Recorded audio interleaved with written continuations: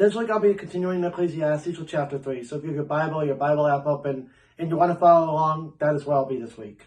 To everything, there is a season, a time for every purpose under heaven. A time to be born and a time to die. A time to plant and a time to pluck what is planted.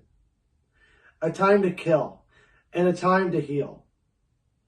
A time to break down and a time to build up.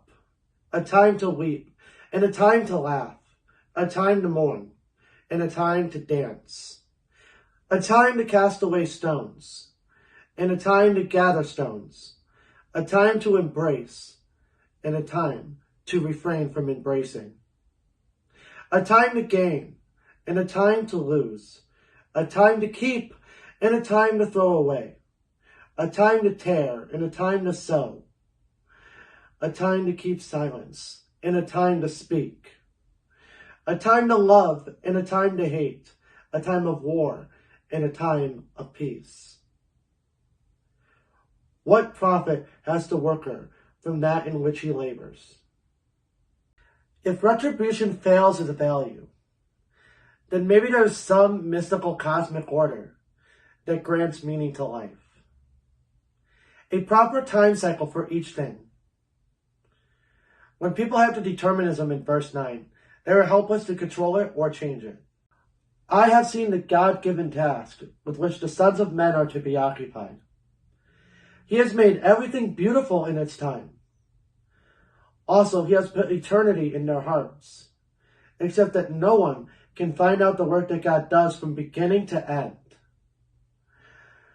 I know that nothing is better for them than to rejoice and to do good in their lives. And also, that every man should eat and drink and enjoy the good of all his labor.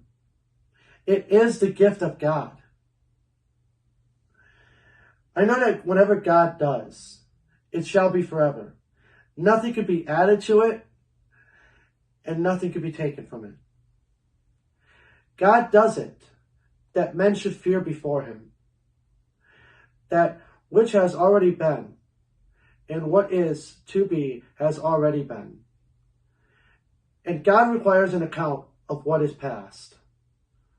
Moreover, I saw under the sun, in the place of judgment, wickedness was there, and in the place of righteousness, iniquity was there.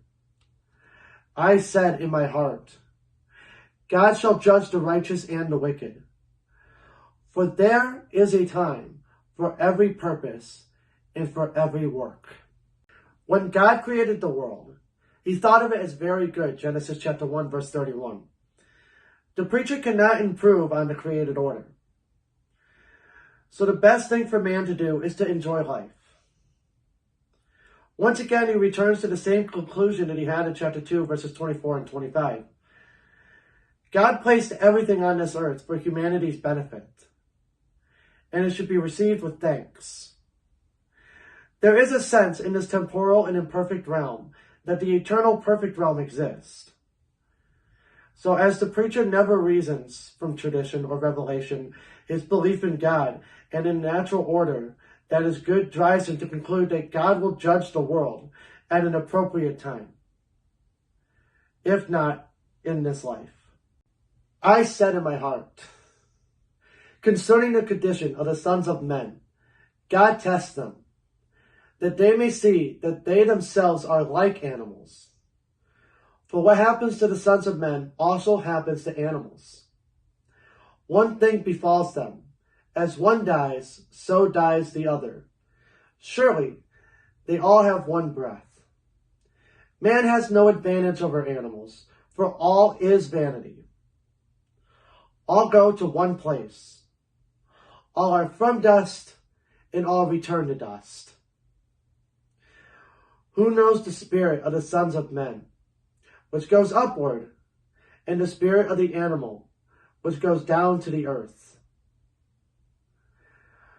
So I perceive that nothing is better than that a man should rejoice in his own works, for that is his heritage. For who can bring him to see what will happen after him? In verses 18 through 21, The preacher returns to his observation on equal and unequal creatures. Men and beasts go to the same place when they die, which is to the grave. Verse 22 ends with the secondary theme, which is to enjoy life. Endeavor and enjoy your life and work. Thank you for watching. Next week I'll be continuing with Ecclesiastes in chapter 4. I hope that you can join me. God bless.